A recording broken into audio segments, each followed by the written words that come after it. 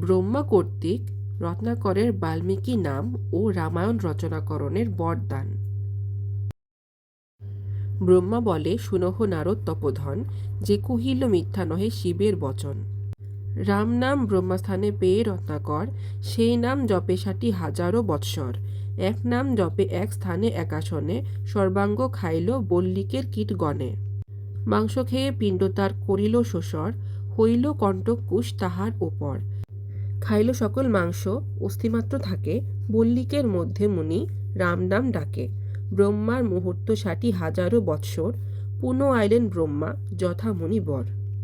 সেখানে আসিয়া ব্রহ্মা চতুর্দিকে চায়, মনুষ্য নাহিক কিন্তু রাম নাম হয়।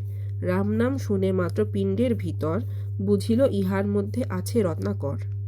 আজ্ঞা করিলেন ব্রহ্মা ডাকি পুরন্দরে, ৭ দিন বৃষ্টি কর পিণ্ডের উপরে। বৃষ্টিতে মৃত্তিকা গেল গলিয়া সকল, কেবল দেখিল অস্থি আছে অবিকল। সৃষ্টিকর্তা করিলেন তাহারে আহ্বান, চৈতন্য পাইয়া মুনি উঠিয়া দাঁড়ান। ব্রহ্মারে কহিল মুনি করিয়া প্রণাম, মোরে মুক্ত কইলে তুমি দিয়া রাম নাম। ব্রহ্মা বলে, তব নাম রত্নাকর ছিল, আজি হইতে তব নাম বাল্মীকি হইল। বল্লিকেতে ছিলা যেই তেই এ বিধান, সপ্তকাণ্ড কর গিয়া রামের পুরাণ। যেই রাম নাম হইতে হইলা পবিত্র, সেই গ্রন্থ রচ গিয়া রামের চরিত্র। ষোড়ো হাতে বলে মুনি ব্রহ্মা বিদ্যমান, কেমনে হইবে গ্রন্থ কেমন পুরাণ। কেমন কবিতা ছন্দ আমি নাহি জানি, শুনিয়া বিধাতা তারে কহিছেন বাণী। সরস্বতী রহিবেন তোমার জিহ্বাতে, কইবে কবিতা রাশি তোমার মুখেতে। শ্লোকচ্ছন্দে পুরাণ করিবে তুমি যাহা, জন্মিয়া শ্রীরামচন্দ্র করিবেন তাহা। এত বলি ব্রহ্মা গেল আপন ভবন, আদিকাণ্ড গান কৃত্তিবাস বিচক্ষণ। সরলার্থ। রত্নাকর একটা স্থানে বসে রাম নাম জপ করতে থাকে। রত্নাকর ৬০,০০০ বছর রাম নাম জপ করতে থাকে।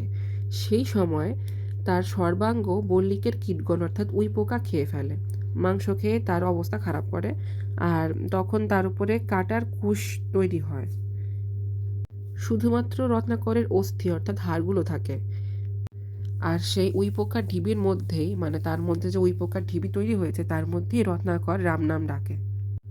ব্রহ্মার এক মুহূর্ত মানে হলো ৬০,০০০ বছর। তো ব্রহ্মা আবার এই রত্নাকরের কাছে আসে। তখন চারদিকে চায় কিন্তু কোনো মানুষ দেখতে পায় না, কিন্তু রাম নাম ঠিকই জপ হচ্ছে। তখন ব্রহ্মা দেখতে পায় যে উই পোকার পিণ্ডের মধ্যে রাম নাম জপ হচ্ছে। তখন সে বুঝতে পারে যে এখানে রত্নাকর আছে। তখন ব্রহ্মা ইন্দ্রকে আজ্ঞা দেন যে ৭ দিন এই পিণ্ডের উপর বৃষ্টি করো। সেই বৃষ্টিতে উই পোকার যে স্তূপ, সেখানে যে মাটি ছিল সেটা ভিজে গলে পড়ে। তখন দেখে যে ভিতরে রত্নাকরের অস্থি একদম অবিকল আছে। তখন সৃষ্টিকর্তা তাকে চেতনা ফিরিয়ে দেন। চেতনা পেয়ে মুনি উঠে দাঁড়ান, অর্থাৎ রত্নাকর তখন উঠে দাঁড়ান। ব্রহ্মা তখন রত্নাকরের পুনর্নামকরণ করেন বাল্মীকি। তখন বাল্মীকি মুনিকে ব্রহ্মা আজ্ঞা দেন যে রামের পুরাণ তৈরি করো, যেখানে সপ্তকাণ্ড থাকবে অর্থাৎ ৭টি কাণ্ড থাকবে। তখন ব্রহ্মাকে বিনয়ের সাথে জোর হস্তে বাল্মীকি মুনি বলেন যে কেমন হবে গ্রন্থ, কেমন হবে পুরাণ, আমি তো কবিতা ছন্দ কিছু জানি না।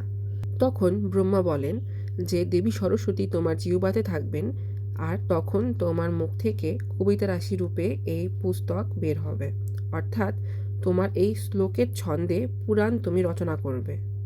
তোমার দ্বারা যা রচিত হবে, জন্মের পরে শ্রীরামচন্দ্র তাই করবে।